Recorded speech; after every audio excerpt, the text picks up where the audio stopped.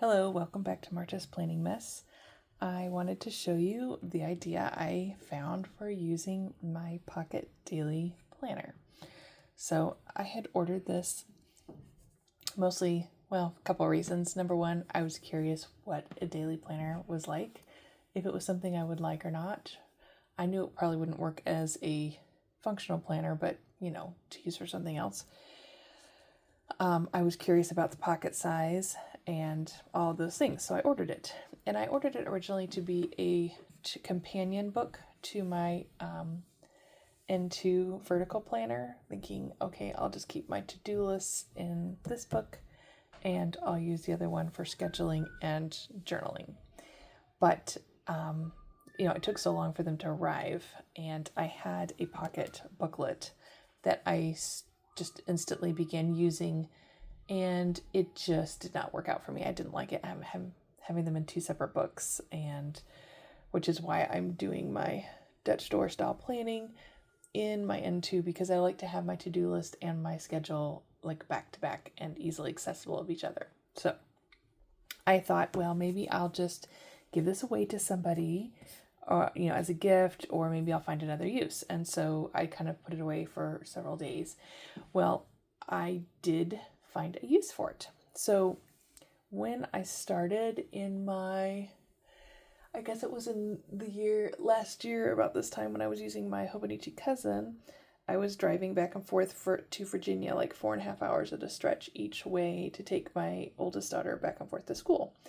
And that's a lot of time on the road. And when she was with me, she's a good conversationalist. But when I would come home, it would be a long stretch with nothing to do. And so my husband's like, you really need to download Audible and start listening to stuff. And so I did. And I actually came back and made myself these little book review cards. And I would do the review on the back, and I would take these into my planner. And I loved that. It was neat to see where it fell. The problem was they were moving from book to book. And so that was kind of sad. And I kind of stopped doing the reviews. And so that fell by the wayside a little bit. So I decided, because I was able to find full pages, printable pages of washi paper. I got this on Amazon, and I just laid it out in Word. I did like 4 columns so that they would be nice and narrow, and printed off all the ones that I had these, and all the ones I had not done yet, and all the other Audible books that I had in my queue that I either have listened to and not printed one of these, or have yet to listen to. And so I began to put them in here. So I don't really have a good use for the beginning of the book, mostly because I think this would be an amazing place to track how long it took to read each book. The problem is I started in August or September or October, somewhere in there last year, and I've been going till now, and so it doesn't really fit in any of this setup. So I'm not really doing any of that kind of tracking. I potentially could in my everyday carry, but I like books, but I am not a book obsessed person. So I don't think tracking how long it takes me to read each book is particularly useful or helpful to me. So I don't know what I'm going to use the space for. It may just stay blank. Horrors. I have no plan for this tracking space either, because again, I just don't. And I have no use for this. Because again, if I was trying to track what I could get done in a year, this would work great. But I'm just not that kind of person that reads that many books in a year or cares. So this part of it is most likely going to stay empty unless, I did some other sort of media log for maybe TV shows or something. I don't know.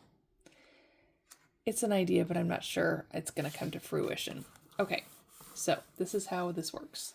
This page is staying blank, but January 1, I'm doing the first book that I listened to, which was Jane Eyre, which is my favorite Bronte sister book.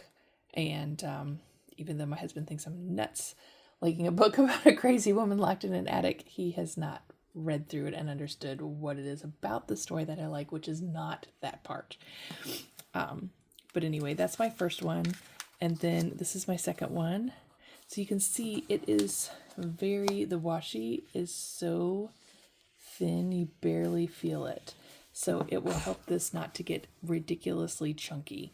So I've got my review written on here that I will transfer over to this, and I'll keep working through. So these are my stickers, and I'll just, cut off. And I couldn't tell which side was the top, so I printed all on the back side first, and then I peeled it off, and I'm like, oh, the other side's sticky. So I just put it back in and printed on the back side, which was the correct side. So all these have stuff on both sides, so I need to make sure I know which end is up. But anyway, I'm going to go through and fill this up. It's a nice little project I can work on in my downtime at work. And I'm looking forward to filling this up with books. And once I get those in, then I'm going to have to start expanding my book repertoire. I mean, these are I started with the classics. Got the Bronte sisters, Jane Austen, Lucy Maud Montgomery, we've got all that kind of stuff. And so Count of Monte Cristo, all kinds of really cool stuff. So I even listened to Gone with the Wind, which I had never read as a kid. And I watched the movie as a kid or young adult, young teen, maybe. Anyway, watched it and thought, this is the stupidest, most ridiculous story ever. This woman is completely a jerk, obsessed with herself, narcissistic. I was not interested in the story at all, and so many of my friends liked it. So I thought, well, okay, as an adult, I'm going to go back and listen to it. And I still feel the same way about her as a character, but I learned so much and gained so much perspective of the Southern view of the Civil War.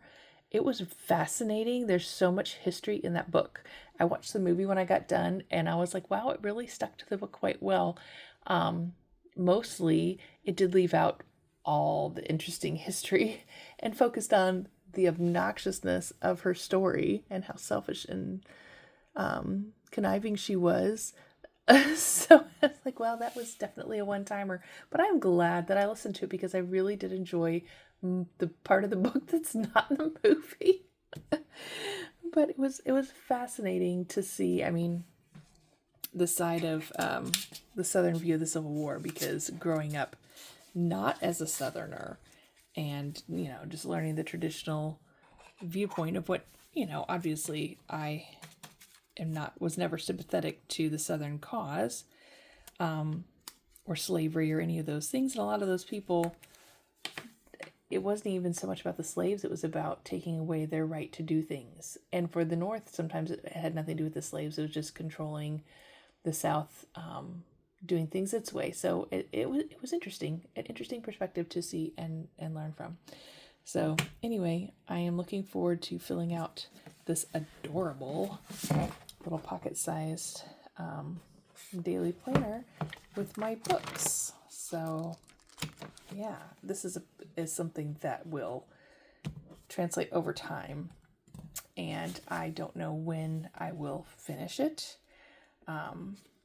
I think it will take several years to fill it up because I have about a year's worth of stuff here, and that's not that much. So it'll be interesting to see. Maybe working on this project will inspire me to listen to more audiobooks. I tend to listen to music in the car more than audiobooks, and I'm not driving my kids back and forth to school because they now have a car that they can drive themselves back and forth. So I don't have those long trips to really get into a book. So who knows? But maybe this will help inspire me to listen to more things.